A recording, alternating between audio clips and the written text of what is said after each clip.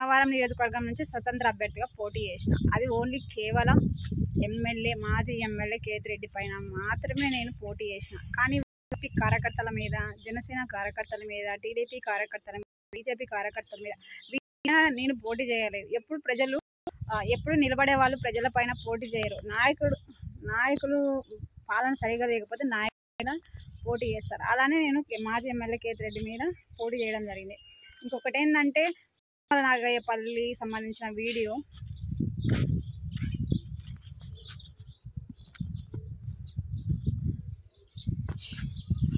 చీమల నాగయ్యపల్లి, బత్తలపల్లి మండలం, ధర్మవరం నియోజకవర్గంలో ఒక వీడియో నా వాట్సాప్ గ్రూప్లో రావడం జరిగింది. ఆమెని ఎండిఓ ఆఫీస్ అంటే ఫింక్షన్ ఇవ్వలేదని స్వయంగా వాళ్ళ కోడలు అక్కడ వదిలిపెట్టి వీడియోలు తీసి వాట్సాప్ గ్రూప్లో వేయడం జరిగింది. ఏ పార్టీ అయితేమి చంద్రన్న అంటే మన సీఎం చంద్రబాబు గారు ఇట్లా చంద్రన్న కానుక ఇవ్వమని చెప్తున్నారు కాబట్టి, సో ఆ ఉద్దేశంతో నేను కానుక ప్రజలే కదా, ప్రజల కోసమే కదా ఇప్పుడు ఎవరైనా ఉండేది. సో ఇప్పుడు మనకి బీజేపీ, టీడీపీ, జనసేన కూటమితో మన ఆంధ్రప్రదేశ్లో ప్రభుత్వం ఫామ్ అయింది. ఏంది, వైసీపీ సరిగా లేదని వాళ్ళ ప్రజలకు నచ్చకనే మరి వీళ్ళకి ఓటేసినారు కాబట్టి, సో ఆ ఉద్దేశంతో నేను వీటిపైన స్పందించాలి అనుకోలేదు. ఇప్పుడు ఎందుకు స్పందిస్తున్నా చెప్తున్నా.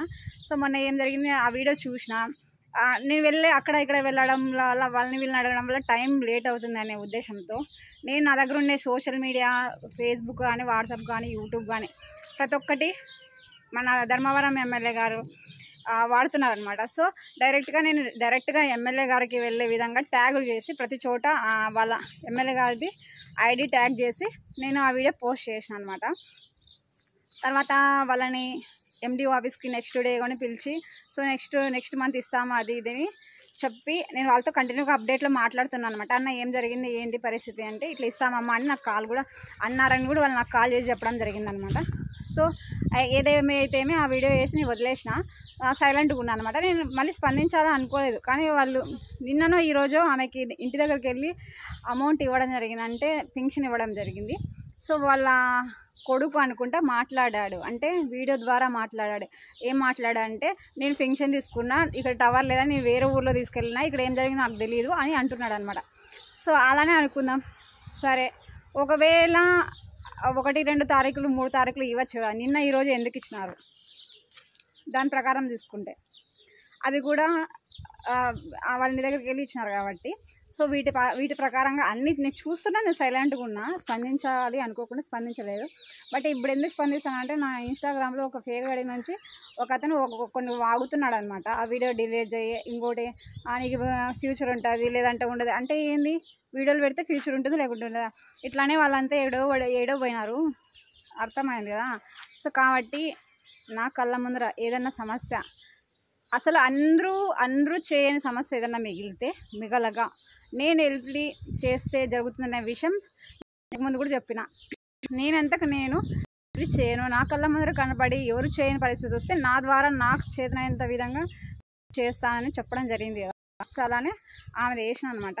ఇప్పుడు ఆ వీడియో డిలీట్ చేయి అంటే, నేను ఎందుకు డిలీట్ నువ్వు డిలీట్ చేయని అన్నప్పుడే నీకు భయం పుట్టడం వల్లే డిలీట్ చేయంటున్నావు కదా. సో ఇది డిలీట్ చేయన్న వారికి మాత్రం చెప్తున్నా.